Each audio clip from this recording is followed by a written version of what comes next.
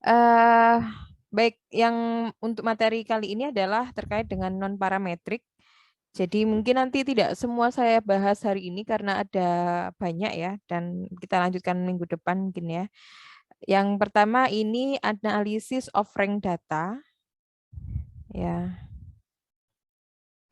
jadi sekali lagi saya sampaikan bahwa kalau kita menggunakan apa ya metode non parametrik itu syaratnya biasanya kita gunakan kalau sampel datanya atau populasinya itu kecil ya.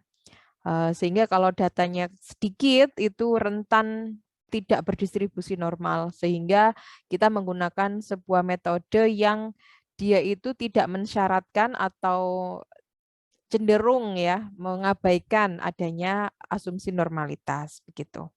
Nah, di sini ada beberapa cara yang bisa kita gunakan.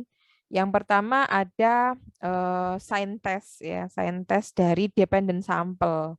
Dependent sample sekali lagi adalah orangnya sama, kemudian kita uji apakah misalnya setelah sama sebelum pelatihan itu hasilnya bagus atau seperti apa. Nah, yang sign test ini dia menggunakan binomial ya, tabel distribusi binomial. Kemudian ada di sini Wilcoxon sign rank test ya. Kemudian ada Wilcoxon rank sum test yang sifatnya independen. Kalau dulu di yang parametrik kita mengenal namanya independent test. Kemudian ada Kruskal-Wallis ini untuk independent test ya, ini Kruskal-Wallis. Kemudian Spearman coefficient of rank ini di materi regresi dan korelasi ya. Jadi kalau di parametrik kita ada korelasi yang menggunakan uji T, tapi kalau non parametrik kita menggunakan Spearman coefficient. Kemudian ya, itu terakhir Spearman coefficient. Nah, yang pertama adalah sign test. Sign test di sini kita menggunakan sign untuk mengetahui perbedaan ya dari dua observasi yang berkaitan. Nah, kalau di sini kita menggunakan distribusi binomial dan yang jumlahnya kecil ya untuk sampel yang jumlahnya kecil. Kemudian biasanya sih batasannya ada 30 gitu ya, ada yang 25 gitu. Tapi kita menggunakan yang 30 saja atau standar normal Z kalau datanya besar, sampelnya besar. Kemudian yang digunakan untuk saintes itu adalah dependent atau related sampel ya. Jadi objeknya sama tapi dia dilakukan treatment misalnya sebelum dan sesudah begitu. Prosedurnya adalah sign test ini kita menentukan positif atau negatif. Kalau dia mengalami peningkatan berarti positif, kalau tidak berarti negatif. Kalau konstan tidak ada perubahan maka dia nol gitu. Nah, N itu adalah apa ya, number of usable pairs without ties. Jadi jumlah observasi yang digunakan endingnya begitu ya, yang dia itu memiliki sign positif atau negatif. Kalau nol kita excluded.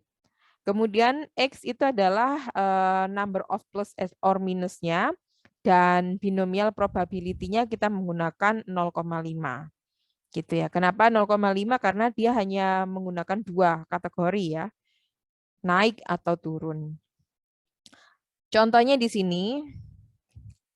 Nah, ini ada semacam pelatihan begitu ya. Kemudian dari ada 15 orang di sini. Nah, kita melakukan semacam pretest dulu sebelum dilakukan pelatihan, itu kita evaluasi kemampuan dari masing-masing karyawan ini. Nah, ini adalah kondisi awal sebelum adanya pelatihan. Kemudian setelah pelatihan itu kondisinya seperti ini. Nah, contohnya adalah Bowers. Dia sebelumnya udah bagus nih kondisinya, tapi setelah ada pelatihan dia semakin bagus lagi. Nah, ketika terjadi peningkatan seperti ini, maka kita beri sign-nya positif. Kemudian sama juga Su juga seperti itu dari fair ke excellent. Jadi bedanya kelemahan dari sign test ini, dia tidak mengcapture ya, kayak misalnya ini kan perubahan dari good ke outstanding, fair ke excellent, itu seberapa jauh lompatannya dia nggak ngukur. Jadi dia hanya melihat oh naik atau turun gitu aja. Nah ini sama-sama diberi sign positif. Kalau James Brown dia awalnya bagus, tapi ketika dikasih pelatihan kok malah jelek gitu ya. Nah, ini aneh, hasilnya negatif. Nah di sini ada Andy Love. Andy Love dia posisinya tidak ada perubahan sebelum dan sesudah, sama-sama excellent-nya gitu, sehingga sign difference-nya dia 0. Nah, karena 0, sekali lagi kalau di metode sign test ini kita drop ya dari analisis. Kalau kita lihat dari 15 responden yang ada di penelitian ini sekarang menjadi 14 saja karena Andy Love di drop begitu. Kemudian stepnya sama ya, dari kalau kita melakukan uji di parametrik begitu, ada 5 langkah. Yang pertama kita tentukan hipotesis nolnya dulu. Nah, kalau di sini karena tadi batasan probabilitasnya adalah 0,5 ya, 0,5 di sini ada kenaikan gitu ya. Jadi kalau Pi-nya kurang dari sama dengan 5, maka berarti dia tidak ada peningkatan kompetensi dari training program. Kemudian hal alternatifnya adalah kebalikannya lebih besar dari 0,5. Maka di sini akan ada peningkatan kompetensinya, begitu. Nah, dalam soal ini diketahui mereka memilih level of significance-nya adalah 10%. Kemudian kita menentukan tes statistiknya tadi yang tabel tadi kita sudah memberikan sign positif atau negatif begitu ya. Kemudian yang step keempat adalah formulate a decision rule. Kemudian yang terakhir kita bikin conclusion. Nah, yang pertama kalau kalian ingat rumus binomial ya. Nah, ini rumus distribusi binomial kalau kalian masih ingat bahwa probability X yaitu probabilitas peristiwa sukses sebanyak X. Kemudian C ini adalah kombinasi, N adalah jumlah percobaan, X itu adalah jumlah sukses yang dicari probabilitasnya. Kemudian P itu adalah probabilitas sukses. X ya sudah ya, Q adalah probabilitas gagal. Nah, kan tadi probabilitas suksesnya itu 0,5, berarti kan probabilitas gagalnya juga 0,5. Nah, sekarang kita cari, karena ada 14 saja kan, yang satu kita drop, maka kita cari jumlah suksesnya yang enggak sukses sama sekali, 0 sampai ke 14 begini. Nah, kemudian kita cari, saya menggunakan kombinasi 14, N-nya, X-nya adalah G3. G3 ini adalah jumlah suksesnya ini. Dikali 0,5, P-nya 0,5, pangkat G3, X-nya jumlah sukses yang dicari. Kemudian dikalikan Q-nya 0,5, dipangkatkan N-nya 14 dikurangi dengan G3. Ketemunya seperti ini. Nah, ini kita cari seperti ini. Kemudian kalau sudah, kita cari probabilitas sukses kumulatifnya. Jadi probabilitas sukses kumulatif kita jumlahkan dari paling bawah ini ya. Jadi yang bisa dikatakan yang sukses semua begitu ya, seperti ini 0. Kemudian 13 yang sukses, 12 dan seterusnya hingga di sini kita melihat 0 yang sukses begitu. Nah, kita kembali ke slide sini.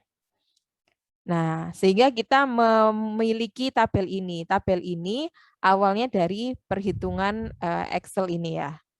Nah, dari sini. Oke. Sekarang karena Anda sudah tahu bahwa tabel di sini itu sumbernya dari tadi. Nah, sekarang kita melihat ya. Kita tentukan. Nah, ini kalau digambarkan menjadi seperti ini. Ya, kalau dilihat dari yang ini probabilitas of suksesnya ini yang kolom 2 kita gambarkan secara grafik ketemunya seperti ini, begitu ya. Nah, sekarang alfa yang kita gunakan adalah 0,10 gitu ya atau 10% begitu kan. Jadi kalau 10% berarti kita cari di sini yang kalau dari jumlah kumulatifnya itu adalah 10. Jadi bisa dikatakan bahwa 10% itu berarti kan 90% sisanya yang sukses gitu apa namanya, kalau errornya adalah 10% maka level of significance-nya itu adalah 90% begitu. Nah, coba kita kembali ke tabel Excel-nya. Nah, ini ya, kalau kita perhatikan ini kan kalau di jumlah secara kumulatif, yang bawah ini yang mendekati angka 10, ya mendekati angka 10 itu di 10%. 10% berarti kan 0,1 ya. 0,1 di sini adalah yang jumlah suksesnya 10. Jadi kita lihat yang ini, kumulatifnya ini. Nah, ini 0,09. Nah, yang atas kita lihat, kalau di total dari yang atas itu berarti ada di yang keempat. Ini kalau kita total di sini 0,9.